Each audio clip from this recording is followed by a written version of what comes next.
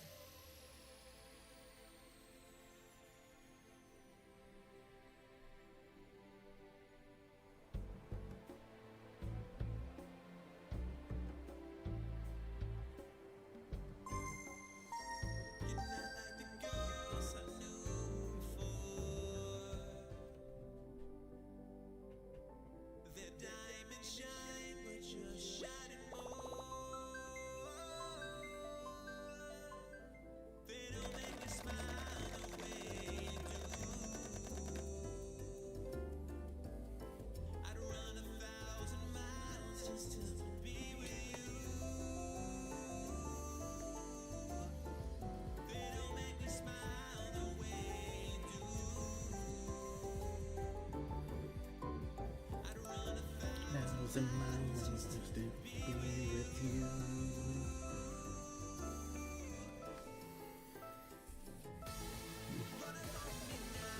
Show me a sign.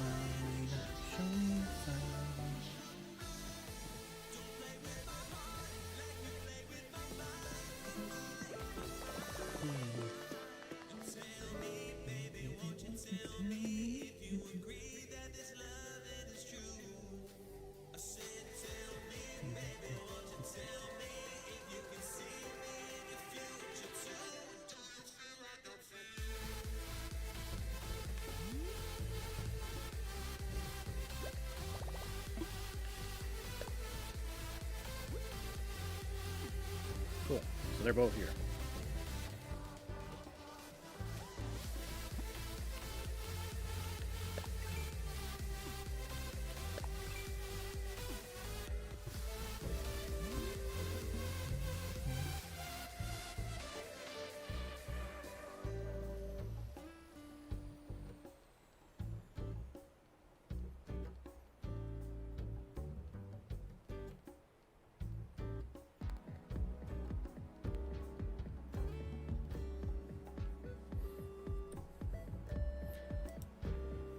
I'll turn off the music, I guess.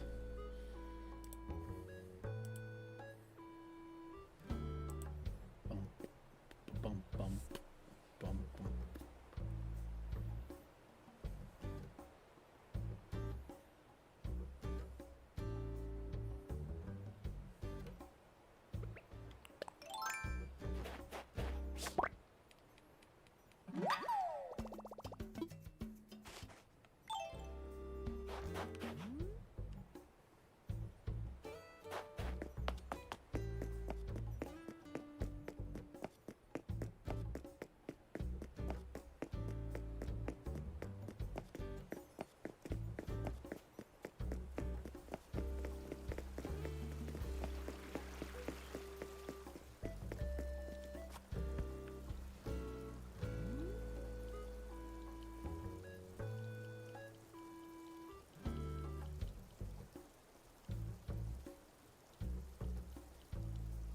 Do do do do do do do do do.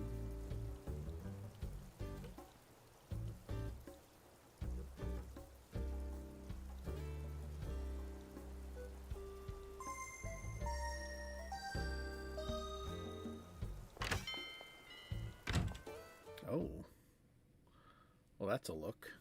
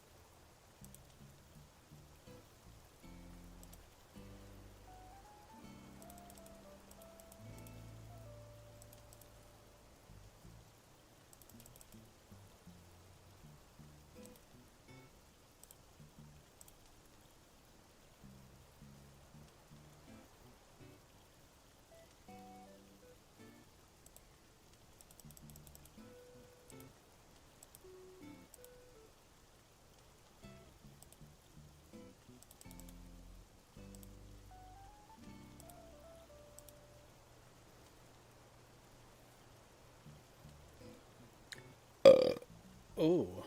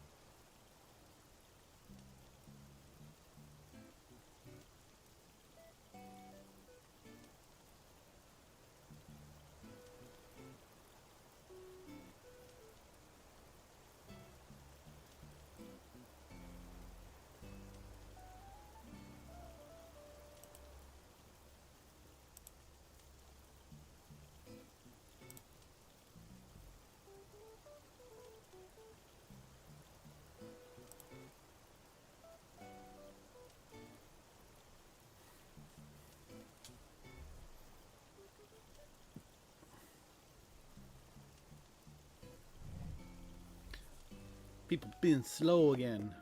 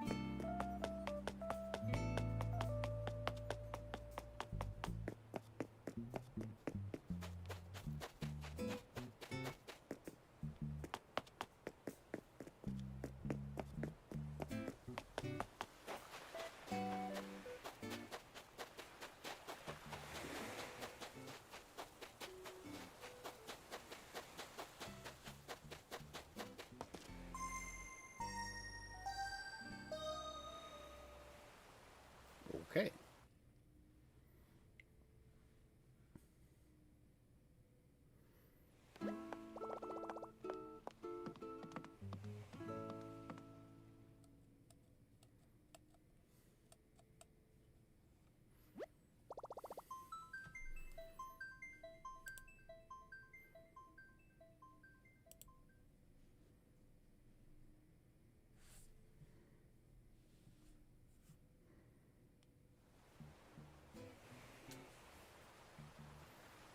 Mandy Moo has less than 3 minutes.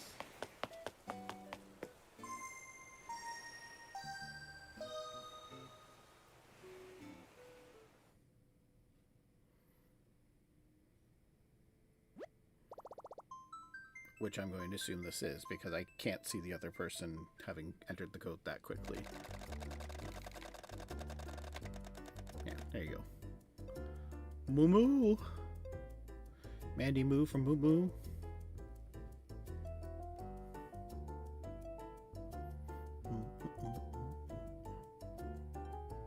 I don't want to work tomorrow. Or ever again.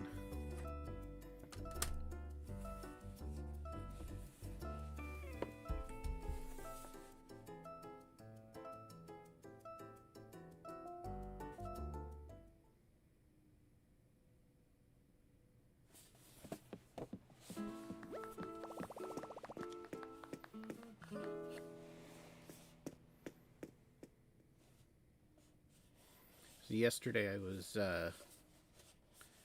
trying to install some of my old PC games that I still had kicking around, trying to see if any of them still worked. I found this gem. Still has the old SKU sticker on it here from back in the day. when we used to have to add the check digit at the end, which makes it a 7-digit code as opposed to a 6-digit code,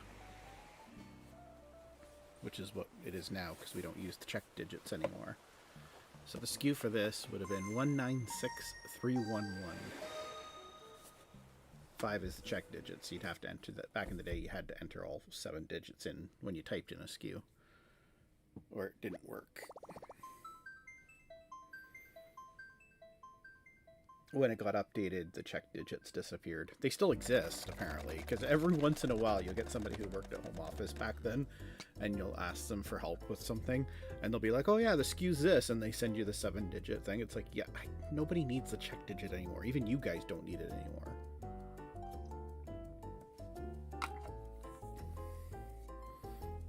That was the one thing that was funny, is for a while there, it was actually a problem too, because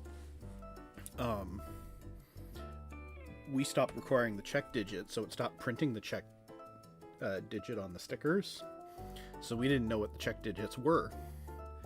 And then you'd call them to, like, hey, I need help with something, there's a problem with this SKU, and you'd give them the 6 digits, and they'd be like, oh, we need the check digit too. It's like, I don't have that.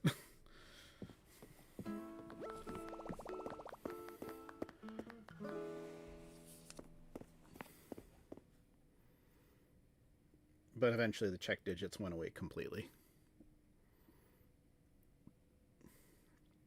Newer SKUs don't even have them at all. Older SKUs that are still in the system from when they did need the check digit, if you do still type in all 7 digits, it will still come up.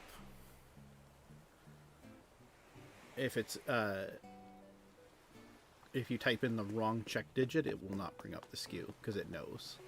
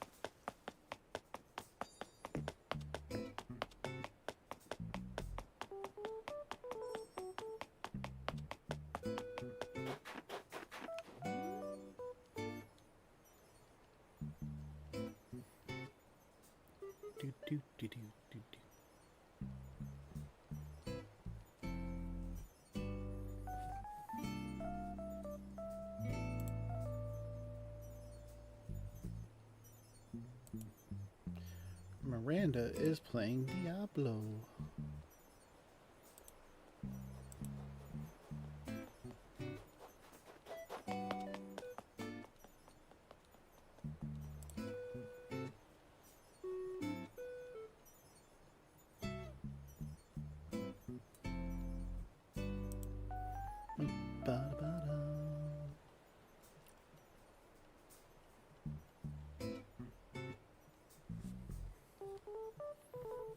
Nick was here too, right?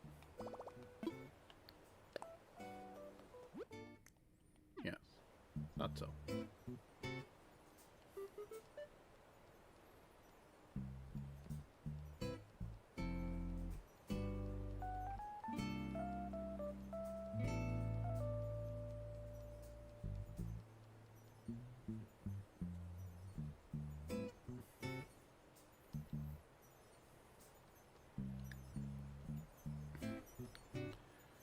For the record,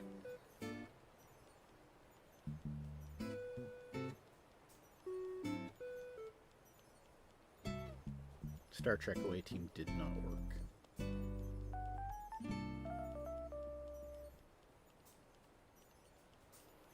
which made me sad. Because I never finished it. I always got stuck on the Borg level.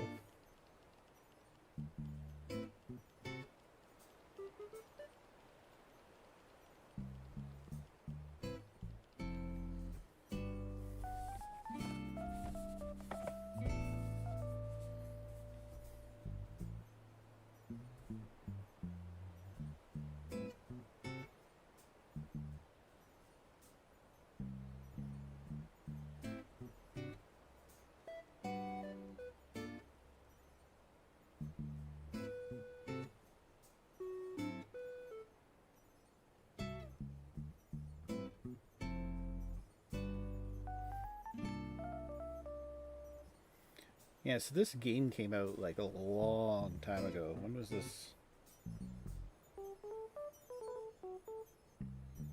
It says it was copyrighted in 2001, but I feel like it came out before that.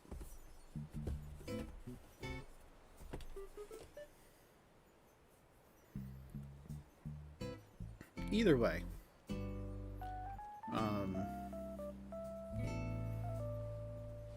what's funny is it talks about a secret covert team that works outside of the Federation,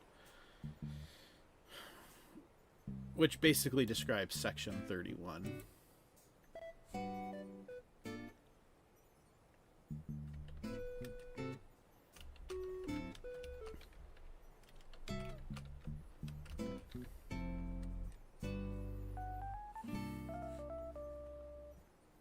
Oh, it was released in 2001. Okay.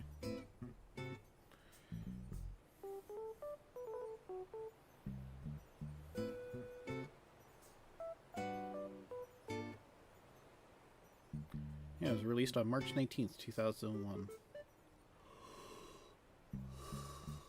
The game is set in the Star Trek universe, same period as Star Trek Next Generation, Deep Space Nine, and Voyager, 2 years after the Dominion War. That doesn't seem right, but alright. It follows the adventures of a Team Starfleet crew aboard the USS Incursion, which is sanctioned by Starfleet as a special operations group. The ship is equipped with a holographic device which allows it to appear as any vessel. Amongst the 18 missions of the game, it sees the team go up against Klingons, Borg, Romulans, and Federation, among others. Missions are set on the Klingon homeworld, a Borg cube, Starfleet Academy, and a Starfleet starship.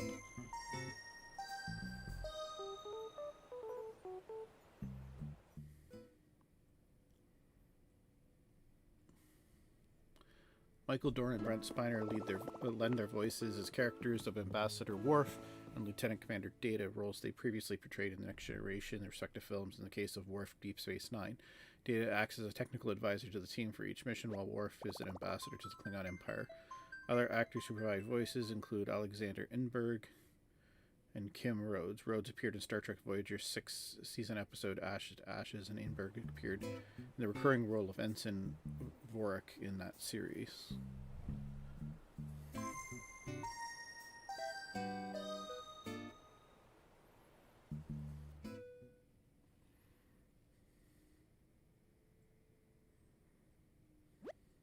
Activision approached Relic Entertainment to create the game, whose previous work was a 2D Space Swarm 1998.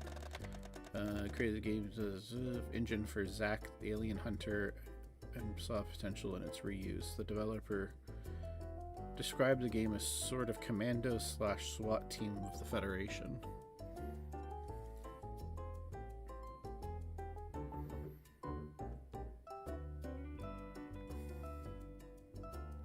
Paramount Studios had concern about the game and wanted their intellectual property to be protected by the developers.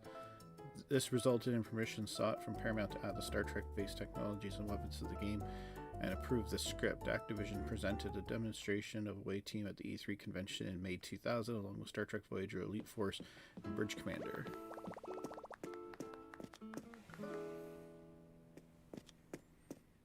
Star Trek Away Team received mixed reviews according to the review aggregation website Metacritic. I always liked it.